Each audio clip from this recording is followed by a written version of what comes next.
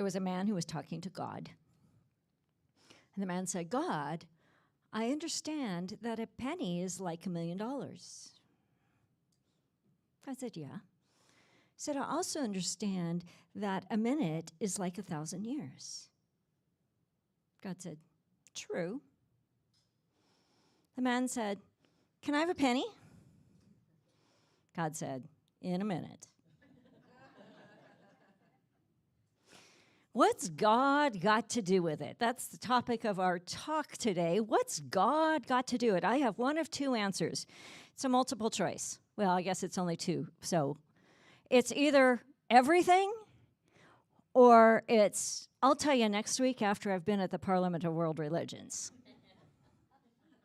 I decided to go with both answers.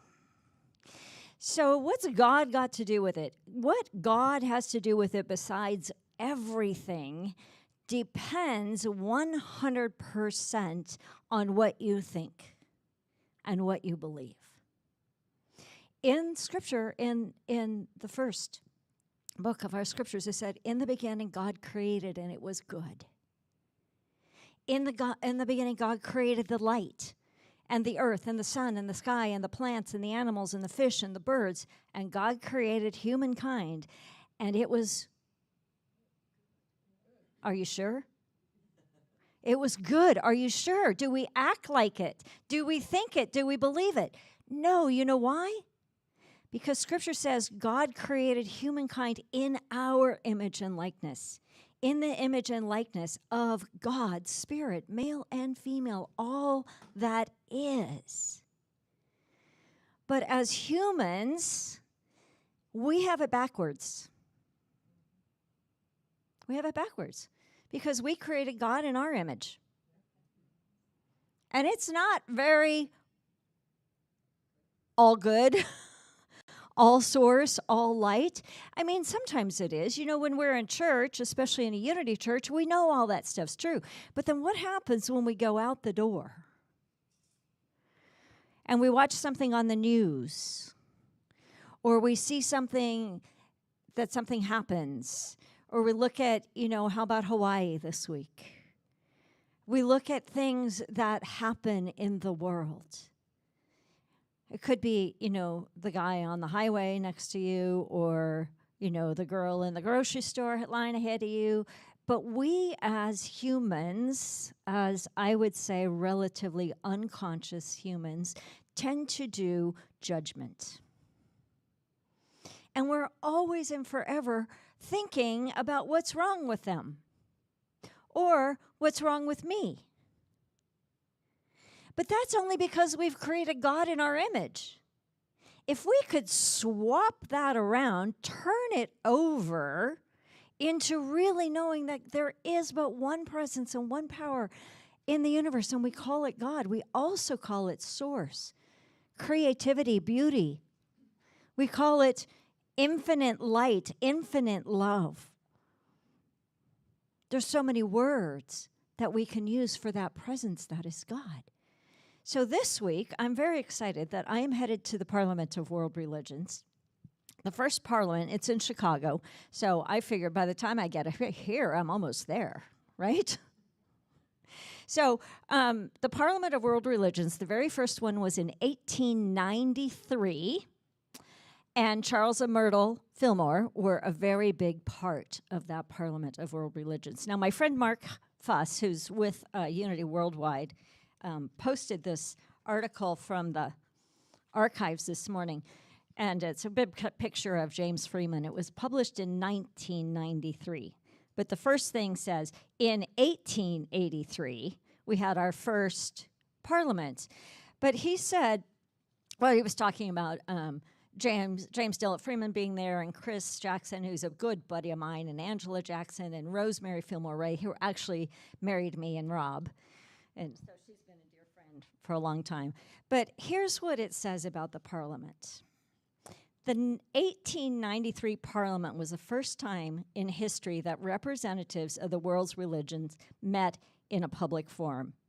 It has been referred to as perhaps the most important religious gathering ever assembled because it marked the beginning of interfaith dialogue in the modern world. This year, there are over 6,000 people registered and attending. There are over 80, that's 80, religions, faith traditions, and practices represented. And the Parliament has continued. It's not an annual event. Sometimes it's every 2 or 3 years. I can't quite track exactly where it is. But in 1993, the leaders of the Parliament were hopeful that the event will inspire even greater action and change worldwide. It's designed to promote cooperation and understanding among the world's religions. And the Parliament is seen as an opportunity to review the challenges facing the global community and then develop and encourage interfaith groups and programs which will foster interreligious cooperation into the 21st century. That's 93, right? But it is all about that. The theme of the Parliament this year is defending freedom and human rights. And I'm just like, I'm over the moon. I'm so excited to be here. My friends have gone for years, and I never quite had the opportunity where it opened up. But I'm also excited because I'm going to be participating in 3 presentations, which I just think is like totally way cool. So can I have a totally way cool from somebody? Oh, cool. Thank you. One of them is I'm going to do a quantum meditation, so that'll be awesome. And one of them is a panel. There's 5 of us, and we are interfaith in the 5. And one of us is a Jewish Sufi. One is a Hindu. One is a Jewish Buddhist. And then 2 of us are Unity. And so the title of this panel that we're doing is called Beyond the Box. When your religion limits you. And so it's really about how you think, how you experience what you believe about God. Because when life happens, okay, so let's back up. Most of us, many of us, some of us, have had will you come into Unity or you come into any faith tradition, maybe you're born into it even, but it's like it fuels life. It opens you up. It gives you possibilities. It gives you rationales. It gives you codes for behaviors and ways to think that are beyond what you already know. Beyond the box is beyond anything that currently is. But many of us have had a life experience, some of us, that's how we got to Unity, where something happened and it was hard and it was horrible and you didn't think you could breathe. Anybody? Oh, yeah, look around. And if you haven't had one yet, fasten your seatbelts. No, I don't mean that. But that is how we grow because we are ever-evolving humanity. We are ever-evolving as a human being, and we're ever evolving individually. And if we are not continuing to ever evolve, then we are becoming stagnant. And you know what happens when you become stagnant? You start to go the other way, right? So we are ever evolving. That daily word was perfect. Thank you for choosing that, Mary. Or I mean Unity, or I mean whoever, right? So we're each sharing a piece of our story. So I thought, well, today would be a good day to share. I'm back into the panel. If you're not tracking me, I'm bouncing around a little bit. So the panel, Beyond the Box, so we're each going to share a little bit of our story, what took us beyond our box. And for me, it was in 2010. And I'd already been a Unity minister for 10 years, over a decade. I'd been leading a church. It was going well. Everything in my life was going really, really fabulously one day. And the next day it was like, it's all right. You know how life goes? It's like nothing really changed, but it kind of got wobbly. And then the next day something was going on. I'm like, whoa, dude. What is going on? And so I've been on my path long enough to know that when something's going on, it's time for me to look again. So I'm driving around. I'm in Austin, Texas at the time, which, by the way, are where my brand new twin grandsons are, who are doing fabulously. Thank you all. very well. They were in ICU, NICU for 17 days, and they're home, and they've more than doubled in weight, and they're doing fabulously, and they're 7 weeks old, and I get to see them next month, and I can't hardly wait. And if you come next week, I'm going to lead a sneaky slide into the workshop, so you'll get to see them. But they're not, their parents, oh my gosh, they're not posting pictures. It's making me crazy. They're sending me, but I can't post them. So they were getting pictures. This is totally not related to anything, but they were getting their pictures, their newborn pictures done yesterday.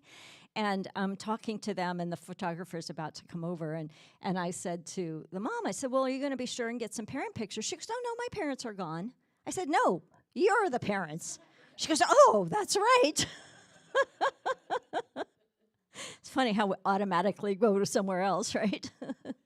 So anyway, in 2010, everything was going fine, and then it was going okay, and then it was going wobbly and wonky. And I was driving through the town one afternoon, and I heard the voice. This is the longer version. It said, go to Grace's tonight. I'm like, well, who's Grace and why? Okay, so I called Grace. I said, is there something at your house tonight? She goes, yes. What time? 7. What's your address? Okay, good. I forgot to ask what it was. But I just listened, right? So I got there, and I had no idea what I was walking into.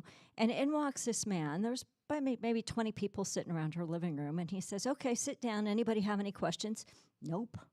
I have no idea, right? It could have been Tupperware party or whatever, right? And he said, close your eyes. And I went to this place that blew open my heart. It was so deep, so fast, so beyond any box I'd ever experienced. Now, I've been meditating since the early 80s, so I wasn't new to meditation in 2010. But in that process, I heard the words from the depths of my soul, are you willing to serve creation? I'm like, yeah, dude, again, right? What do you think I'm doing? I'm a unity minister for over a decade. You know how we get, right? And then I heard immediately, then you'll be asked to surrender everything. But by then, I'm in. I'm all in. No idea what that means, right? So I started working with this teacher who was phenomenal for me. And over the course of the next 2 years, everything was stripped away. Like I left my job. I left Unity Movement for a period of time. My relationship with Rob fell apart, and we were not together. Now, obviously we are now, but in that moment, that fell apart. I left my apartment. I got in the car. I loaded up my cars in the car for 15 months, working with this spiritual teacher. But the work was this. That wasn't the work. Like leaving all that material stuff wasn't the work. Leaving my roles was part of the work. But the work was like I would come into this place of absolute bliss, like heart blasted open bliss, one with all that was, all that is. And then the next breath, be it a day or an hour or a week or a month, right? Because that would last in a varied amount of time. And then the next thing that came up would be one of those human emotions. You know those I didn't want to ever feel? Like fear and terror and guilt and shame and anger and rage. And those would just be in me. Like, what is this and where's it coming from? And I would sit with it, and I would sit with it, and I would process it, and it would burn and burn and burn and burn and burn through my being until it too was surrendered. That processing of those emotions, that processing of those deep things, it would consume me for sometimes moments, sometimes hours, sometimes days, sometimes weeks, sometimes a month. When I hit rage, I'm not an angry person. I never was. I didn't know what that was, but that rage consumed me. It was weeks and weeks and weeks. And all I could do was to process, to let it burn, to allow it to, like the alchemy, right? I'd let it burn through me. And when that finally lifted, everything was pure. Everything was pure every single step along the way, and then something else would come. And then I had to dismantle every belief I had. I got to a point where I couldn't use the word God. I couldn't say God because it didn't know what it meant. I only knew that what I'd always thought it meant wasn't it. I only knew that the way most of the world uses the word God wasn't it. Because the way we use God is, right, that we always said, created in our image, right? The Old Testament God, blessed are you if you obey me, and if you disobey me, cursed are you. It's the old white guy in the sky with the long beard and the staff looking down on you. It's like, wait a minute, you didn't brush your teeth this morning. Probably better curse you, right? It was so mixed up. So what is God? Well, what is God not? God is not the anthropomorphic guy in the sky. God is not a man. God is not a man. We do a disservice when we say God is he. Well, that's a whole nother conversation about language and how to modernize, if you will, our language, how we speak about God. He doesn't do anything to you. Never. First of all, it's not a he, and God doesn't do anything to us. God is the creative spirit of the universe, the very air we breathe. God is we live and move and have our being in God as God. God is not separate than us. Greater than, but not separate from us. Charles Fillmore talked about God as that very source. It's not a person who has set creation in motion and gone away and left it to run down like a clock. God is spirit, infinite mind, the eminent force and intelligence everywhere manifest in nature. God is the silent voice that speaks into visibility all the life there is. And when we can begin to go beyond the box of our own belief systems about what God is, what we discover is a brilliance that's beyond comprehension, a bliss that is beyond comprehension. Now, sometimes those bliss things felt like my heart was breaking wide open. I've had my heart broken open so many times, sometimes in pain and sometimes in glory, right? Sometimes in that just happens, and sometimes in the things that life brings. But what I know to be true is in that state, I was and I am one with all that is. Like my individuality disappeared, my personality, my preferences disappeared. I was so empty, I was full. I was so full, I was completely empty. There was nothing and no thing in the universe except this love, this light, this vibratory feeling that we call creation itself. And when we can lean into the possibility that what we know isn't the whole picture, then we can interrupt the pattern of whatever's going on in our world and see something different. We can lean into what if the truth is, I live in a box all the time. The box is our comfort zone. It's what we know. But there's always something beyond the box. There's always something beyond the box. One of our other panelists, his name is Azim Kamisa. He's so amazing. He 28 years ago, his 14-year-old son was murdered by a 14-year-old gang member. He was so devastated, as we can only imagine, and maybe only imagine, and some of you may have experienced something like that in your world too. And he is the Muslim Sufi. And he was so distraught that he left his body. Like he couldn't function in the world. He just was gone from his body. He couldn't think, he couldn't act, he couldn't care for his wife and his other kids. He couldn't do anything. He was that distraught. And in that time, and I don't know how quick it was. There was time. Time was part of this.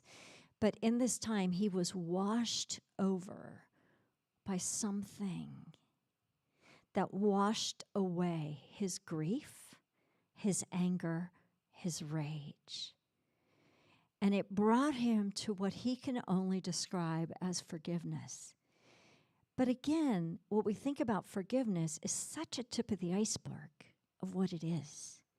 But he was washed over with this presence that changed him at depth. It changed his whole trajectory in his life. He now has a foundation, 28 years going strong, to support kids, to help prevent the damage that drugs and alcohol and violence put the kids in, help prevent the danger of that. But in that moment when everything washed over him, what he realized, he says, there wasn't just one victim here today, there was two. My son and the boy who killed him. And when that young man, who was tried and went to prison for many years, got out of prison, he now works for that foundation. They travel together. Right? That's beyond the box. You can't dream this stuff up. But yet life happens, and what do we do with it? What do we do with it? How can we utilize it? Now, I'm not saying if you have a horrible situation in your life that you get over it tomorrow. Don't. Work it. Let it work in you. Process it. Be willing to get there when you get there. Be willing to go beyond the box of what you think. And what you think includes what's wrong and what's right and who's wrong and who's right and all that stuff that we do in our humanity. We just do it. Another person on our panel was, she's Jewish, and when she was in college, she was she was placed in a dorm, or it wasn't a dorm, but housing, on-campus housing of some sort. And she had her roommates all set, and she was, I think, a second-year student in college, and she all of a sudden they said, oh, wait, you can't live here. And she's like, what, why? And they go, well, you have to go to the dean. Well, the dean says, oh, you have to go to somebody else. And then you have to go to somebody else. And now she's way up at the top of the president of the whole entire college or something like this. And he said, she's like, I don't understand. Why can't I live here? My grades are good. My attendance, all the reasons. And he goes, oh, you need to talk to your rabbi about that. It's like, my rabbi? What is that? He goes, you can't live on campus because of your dietary necessities. Like, what? Right? She's probably in her late 60s now, so we're talking, 40-some years ago. It was her first experience in that anti-Semitism, right? And being really, what's the word I want to say? Anyway, right, you got what I'm saying, right? And she became, in that moment, she said, that is so not right. I can manage my food, right? I know how to eat what I can eat. I don't need to eat what I don't want to eat.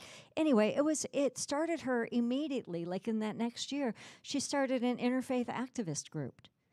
And now she's got this, she's like world renowned, and she creates these musicals. The one we're going to talk about this week is Interfaith, the musical, and she's got some fabulous songs in there, like I'm a Buju. I'm a Buddhist Jewish person, and I'm a Jufie,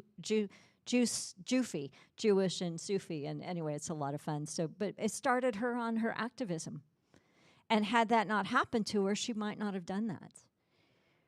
Other people are sharing other, heartbreaking stories and insight stories when something happens where you don't see it coming, and it just like opens your heart and opens your eyes. So we're very excited about that panel. For me, that process that I went through, that experience that I went through when I started to come through it after a couple of years, it was like I came and I had to rebuild, really, myself, my belief systems.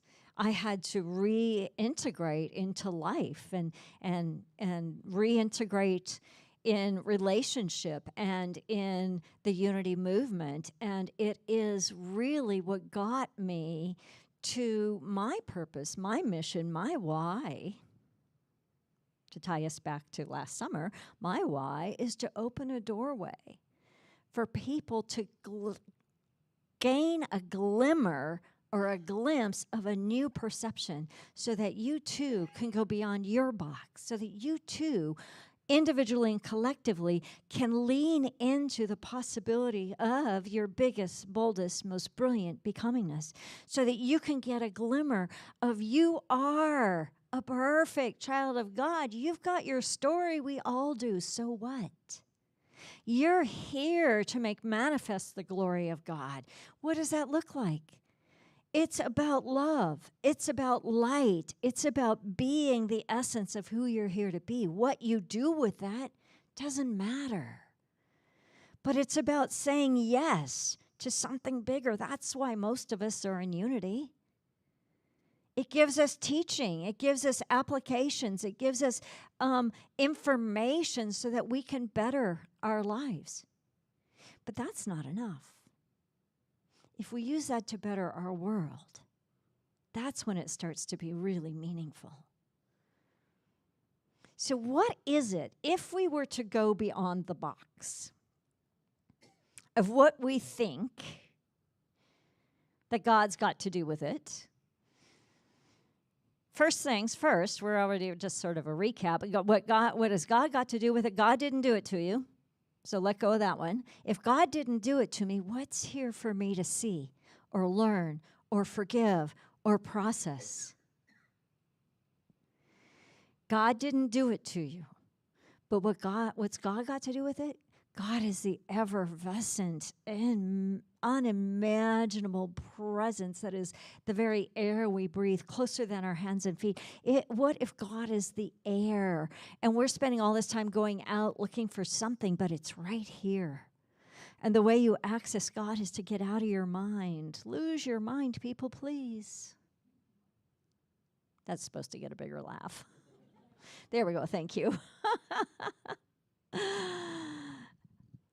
The little girl who was in an art project in kindergarten, and the teacher was going around, and she said, what are you drawing? And she says, I'm drawing God. And the teacher says, you can't be drawing God. No one knows what God looks like. And the little girl says, they will in a minute. They will in a minute. What would God, what would Source, what would Spirit have you be today? Where can you go even a step beyond your box? Where can you go even an inch beyond what you already think you know? Where can you expand in your spiritual presence, in your own inner life, but in the world? Where can you embody more hope for humanity? Where can you practice a deeper spiritual principle? Where can you be more impactful in the world? What's God got to do with it?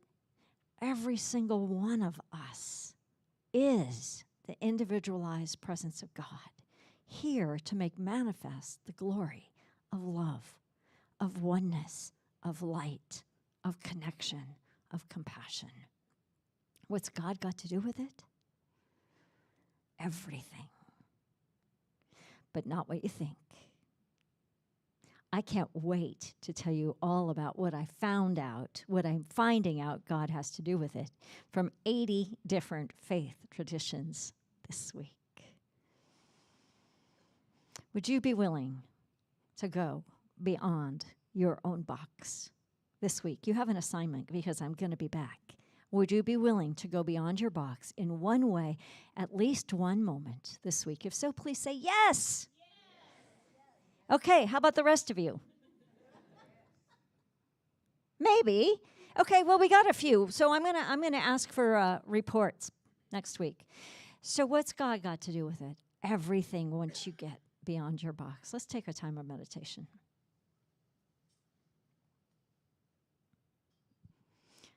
Take a deep breath in, and as you close your outer eyes, just feel your awareness dropping from the outer to the inner, from your head to your heart.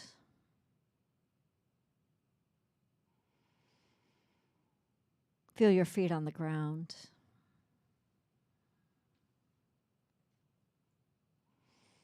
And imagine right now that you are living inside the construct of a box. That's not a bad thing.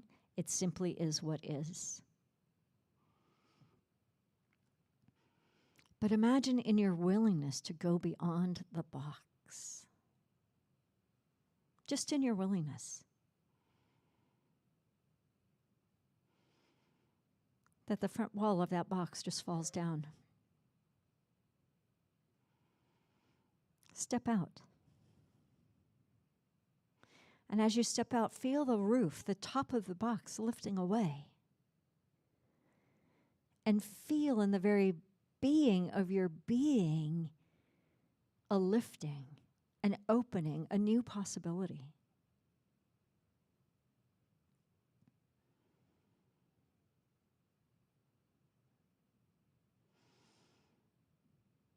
As you go beyond your box, now imagine that you're standing on the very top of your box.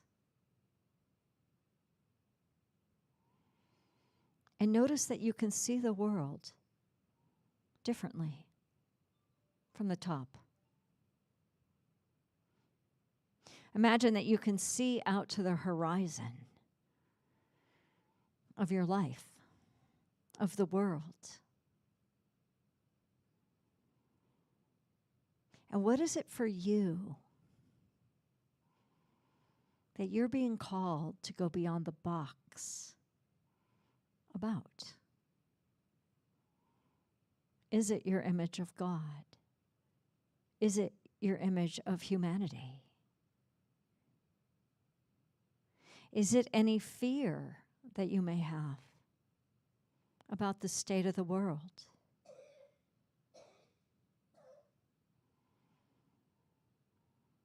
And as you stand on this very box, feel yourself expanding. Feel yourself being lifted, lining up with that which we call God. Feel yourself being filled with the light, the love, the creativity, the innovation that is ever accessible to us.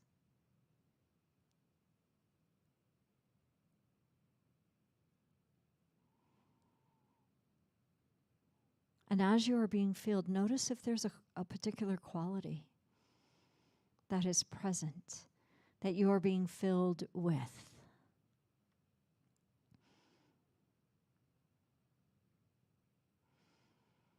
I'm going to say love, but you use your quality. Let that love expand your physicality, expand your heart so much that it is bigger than your torso.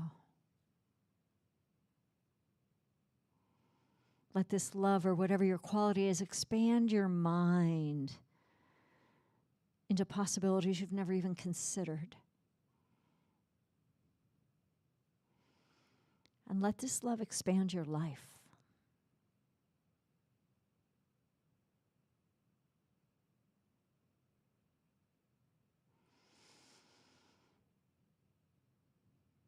And as your life is expanded, feel how this quality, this love, or whatever your quality is, positively impacts this world right now, today.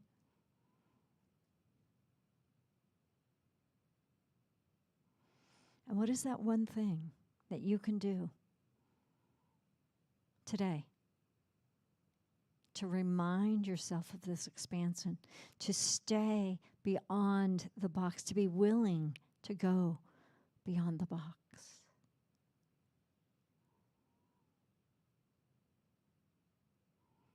And as you go even further, feel the truth. What's God got to do with it? God as source. God as power, God as love, God as light.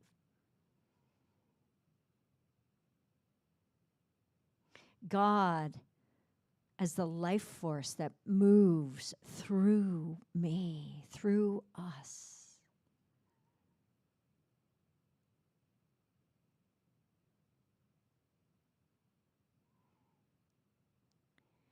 Lean in a little further and hold this feeling. Let the quality move in and through and around you.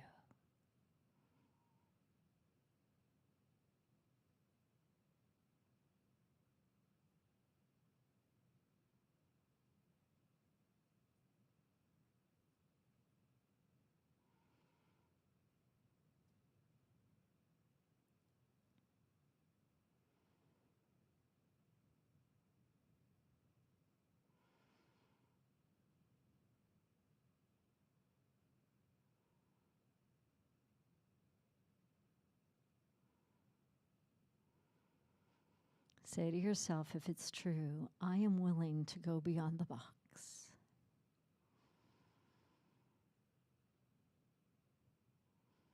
I am willing to expand my awareness of this presence we call God.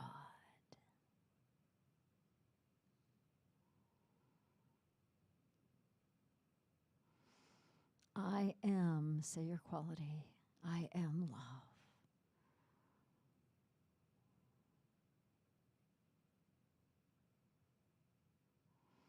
Take a breath in. Say your I am with your quality, just silent to yourself. I am love. I am love.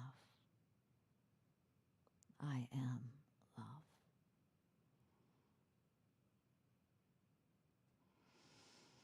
Another deep breath. And so it is. And so we let it be. Amen.